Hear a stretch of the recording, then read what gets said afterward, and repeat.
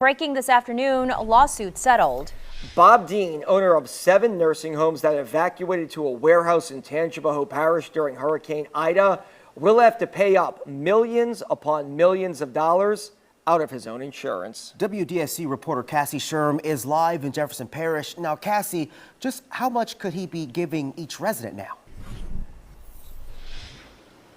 Well, we don't know exactly on what the amount is for each individual resident, but what we know, more than 800 of those victims in the nursing homes are going to be getting divided among $12.5 million worth of that insurance. And that was approved earlier today here by a judge.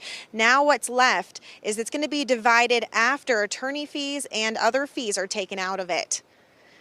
Now, the argument between the Class Action Council and opposing attorney Morris Bard is whether there's more money to get. The judge today ruled that this is what's left. 24th Judicial District Judge Michael Mintz approved the all-or-nothing settlement after a 2-day court hearing last week. Mintz says this was a lose-lose situation for the residents and their families who are looking for justice after more than a dozen residents died in the evacuation's aftermath. And records show Bob Dean ignored staff pleas for help. The $12.5 million is coming out of insurance, and Dean won't be paying a cent of it because his attorneys argue that Dean is broke and in debt.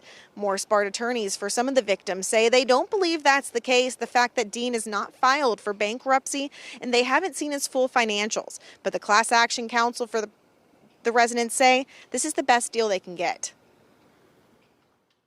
We hired experts. We presented evidence that Bob Dean is worth $15 to $20 million and right now today continues to live as a king in his estate in Georgia. We've looked under every stone, under every crevice, under every place that we could find, and we have found nothing that Bob Dean has.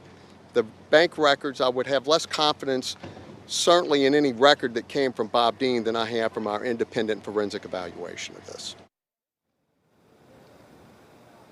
Now at 5 o'clock, I take a closer look on what happens next after this settlement and how soon some of those residents could get paid. Reporting here in Gretna, I'm Cassie Sherm, WDSU News. Back to you.